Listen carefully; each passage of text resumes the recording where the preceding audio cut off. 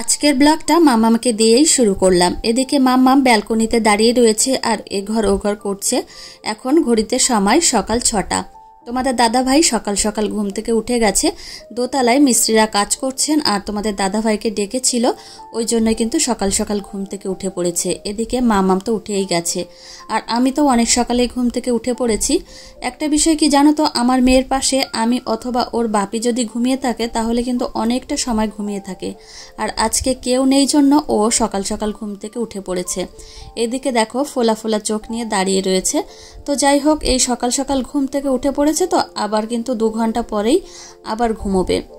তো যাই হোক, হ্যালো বন্ধুরা, কেমন আছো তোমরা সবাই? আশা করছি তোমরা যে যেখানেই আছো প্রত্যেকেই খুব ভালো আছো এবং সুস্থ আছো। আমিও বেশ ভালো আছি। এস ফ্যামিলিতে তোমাদের সকলকে ওয়েলকাম এবং অনেক অনেক ভালোবাসা জানাই। তো এদিকে মিস্ত্রি কাকা এসেছেন। এই যে আমাদের রান্নাঘরের যে দরজাটা না লক হচ্ছে না। তো এই মিস্ত্রি কাকাই কিন্তু আমাদের বাড়ির সমস্ত কাঠের কাজগুলো করেছেন, আর এই কাকার হাতের কাজগুলো কিন্তু খুবই মসৃণ এবং নিখুঁত। দোতলা থেকে চলে এসেছি, মাম্মাম পটি করেছিল, ওকে আবার ফ্রেশ করালাম। তো এই করতে করতে অনেকটা সময় চলে গেছে আর এই যে এখন চাটা বানিয়ে নিচ্ছি। মাম্মাম কিন্তু ওর বাপির কোলে এখন একটু ঘুরে বেড়াচ্ছে। আর আমাদের বাড়িতে এখন প্রত্যেক দিনই প্রায় এই ধান আসছে। তো 6.5 বিঘা জমির ধান, অনেকই ধান।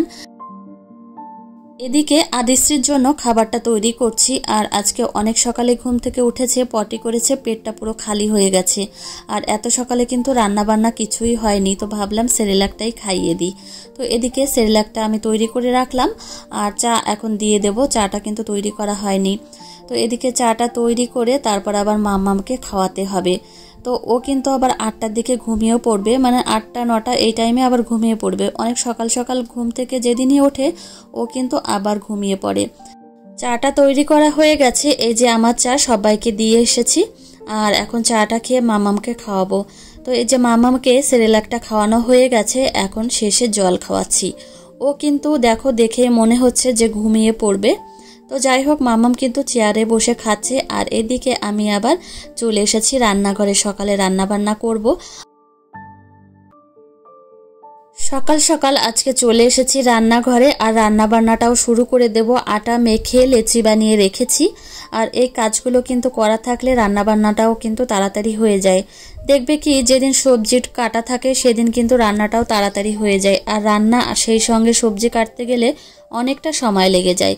তো সকাল সকাল আমার শ্বশুরমশাই কিন্তু প্রত্যেক দিন কাউ মিল্কটা নিয়ে আসে। আর আরেকটা কথা, আমার মেয়েকে কিন্তু প্রত্যেক দিন কাউ মিল্ক খাওয়াই না। কোনোদিন হয়তো ভুল ভবিষ্যৎ সুজি খাওয়ালাম, সেই দিন হয়তো খাওয়ালাম, কিন্তু আমরাই কিন্তু খাই। আমরা বলতে আমার শাশুড়ি মা আর আমি কিন্তু কাউ মিল্কটা বেশি খেয়ে থাকি।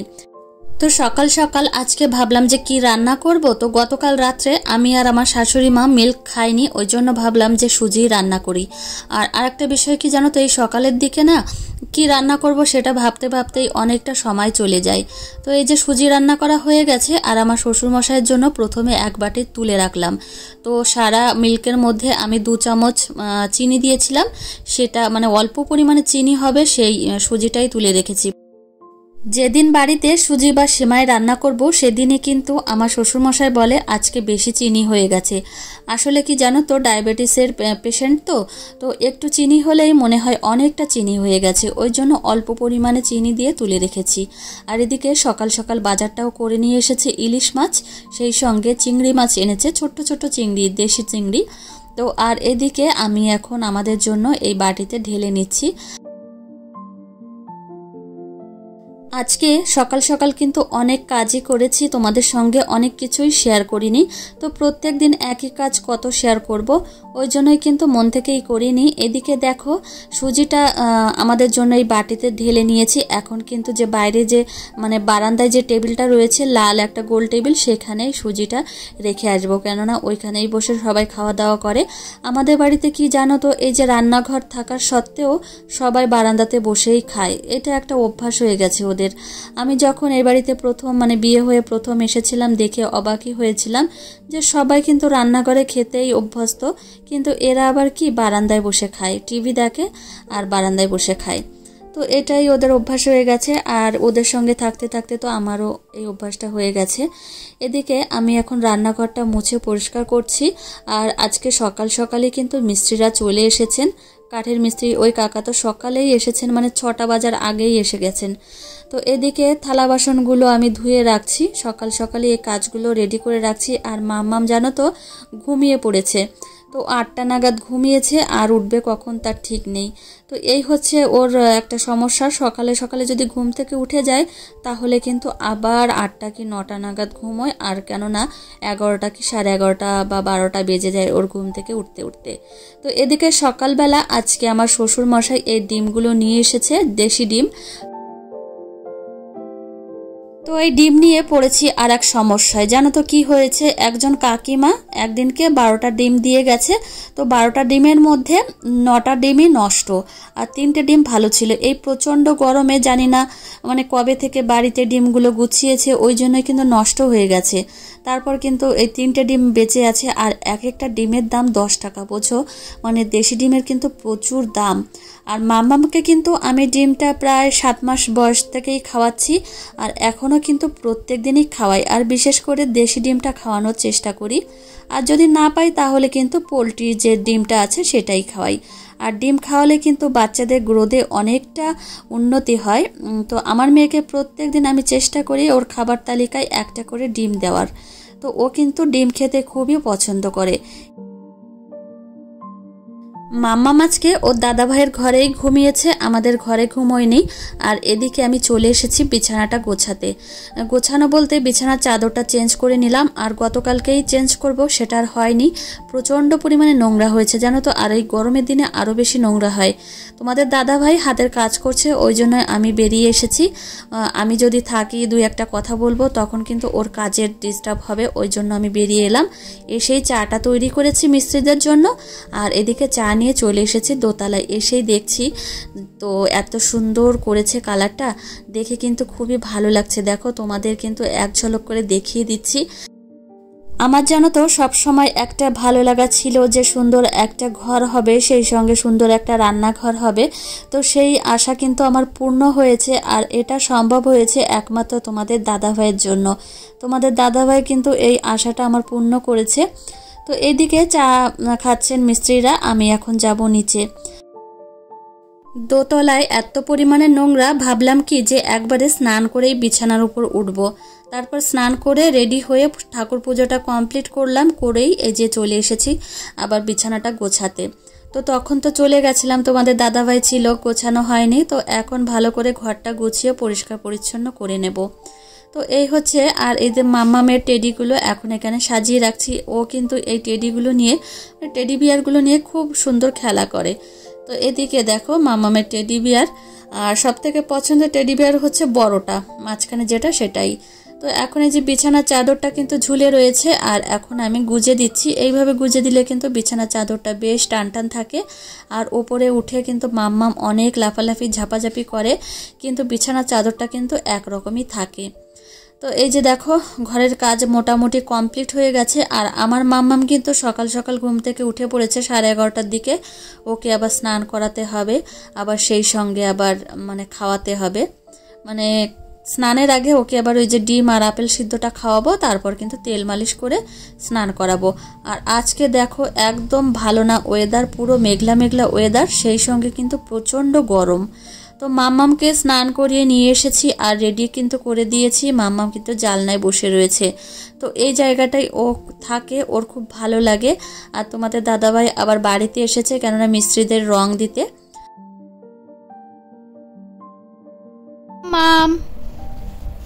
মাম্মাম তো আদিশ্রীকে কিন্তু স্নান করে এই যে নিয়ে আসলাম আর রেডি করে দিয়েছি। মাম্মাম এখন একটু পড়াশোনা করছে। আর কি জানো তো, আদিশ্রী কিন্তু এখন 3টে অক্ষর বলতে পারে, এ বি আর সি। মাম্মাম বলো তো এ। মাম্মাম মাম্মাম কি করছো? আর সারাক্ষণ কিন্তু এই পেন একটা লাগ, তো দেখো তোমরা তো শুনতেই পেয়েছো যে বলছে বি। হ্যাঁ মা বলো, হ্যাঁ বলো এ। আমা বলো এ। মা আমা বলো এ। মাম্মাম। তো এই যে আমি আর আমার মাম্মাম এখন বসে রয়েছি খাটে। আর কি জানো তো, সকালে সমস্ত কাজবাজ হয়ে গেছে A to Z। তো মামামকে স্নান করে এই যে নিয়ে আসলাম ঘরে। এখন ওকে ঘুম পাড়াবো না, কেননা ও আজকে সকালে 6টার সময় ঘুম থেকে উঠেছিল, আবার 8টার দিকে ঘুমিয়েছে, আবার এই যে 12টার দিকে ঘুম থেকে উঠলো। তো দুপুরে আর কখন ঘুমাবে বলো? তো ওই জন্যই কিন্তু ঘুম পাড়াবো না, আরও ঘুমোবেও না। তো এখন মামামকে নিয়ে অনেকটা সময় থাকবো, তারপর কিন্তু ওকে আবার দুপুরে খাওয়া দাওয়া করাতে হবে। মামাম দেখেছো আমাকে মারলো মাম্মা, বলো হ্যালো, বলো তো হ্যালো মিমি, বলো সরি মা, বলো সরি মা, আমি তো বলো হ্যালো মিমি। তো হ্যালো মিমিরা, তোমরা সবাই কেমন আছো? আমার মাম্মাম খুব ভালো আছে। তো খুব দুষ্টু হয়েছে মাম্মা। মাম্মা কি বলো? তো দেখো আমার মাম্মা আমাকে কত আদর করছে, বলো দেখো আমার মেয়ে আমাকে কত ভালোবাসে। তো এই বাড়িতে সব থেকে যদি আমাকে কেউ ভালোবেসে থাকে তাহলে হলো আমার মেয়ে। তো আমার মেয়ে কিন্তু আমাকে খুব ভালোবাসে, তাই না মা? মাম্মা মামা আসো, আসো মা আসো, এটা ফ্লাইং কিস দাও তো মা, ফ্লাইং কিস দাও। এখানে এসে দাও, এখানে এসে দাও। আজকে দুপুরে আমার মেয়েকে খাওয়াবো এই যে সাদা ভাত, সেই সঙ্গে আলু আর বেগুন আর শিঙি মাছ দিয়ে তরকারি। তো এখন প্রচণ্ডই গরম, ওই জন্য আমাদের বাড়িতে কিন্তু হালকা পাতলা যে তরকারিগুলো সেইগুলোই রান্না হয়। আর আমরা বাড়িতে যে তরকারিটা খাই, বিশেষ করে সেই তরকারিটাই কিন্তু মাম্মামকে দিই। তো লঙ্কা দেওয়ার আগে তরকারিটা তুলে রাখা হয়। তো এদিকে দেখো শিঙি মাছগুলো এখন আমি কাটা ছাড়িয়ে নেব। তো মামাকে কিন্তু ভাত আর মাছ একসঙ্গেই কিন্তু মিশিয়ে খাইয়ে দিই। তো এখন আমি ভাতটা ভালো করে চটকে নেব। আর আমরা যে ভাতটা খাই সেটাই কিন্তু খাওয়াই, কিন্তু আজকের ভাতটা অনেকটা শক্ত, ওই জন্য হাত দিয়ে ভালো করে আমি ম্যাশ করে নেব যতটা পরিমাণে করা যায়। তো এদিকে ভাতটা দেখো এরকম টাইপের হয়েছে। এখন মাম্মামকে গিয়ে বাইরে খাইয়ে দেব। তো মাম্মামকে এই যে চেয়ারে বসিয়েছি, এখন দেখো আমার মাম্মাম খাচ্ছে। তো মাম্মাম কিন্তু খাওয়া নিয়ে একদমই দুষ্টুমি নেই, খুব বেশি জোর হলে 8 মিনিট লাগে ওকে খাওয়াতে। তো আমার মেয়েকে কিন্তু এখনো চামচ দিয়েই খাওয়াই, আমি কিন্তু এখনো হাত দিয়ে খাওয়াই না। হয়তো কিছুদিন পরই হাত দিয়ে খাওয়াবো, এখনো ওকে চামচ দিয়ে কিন্তু খাওয়াচ্ছি। তো এই যে দেখো আমার মেয়ে কিন্তু খেয়ে নিচ্ছে, আর ও কিন্তু খাওয়া নিয়ে একদমই দুষ্টুমি নেই, লক্ষ্মী ঠাকুরের মতো বসে খেয়ে নেয়। আর ভাতটা দেখেছো তো কেমন হয়েছে, এই টাইপের ভাতটা মেখে ওকে কিন্তু খাইয়ে দিই।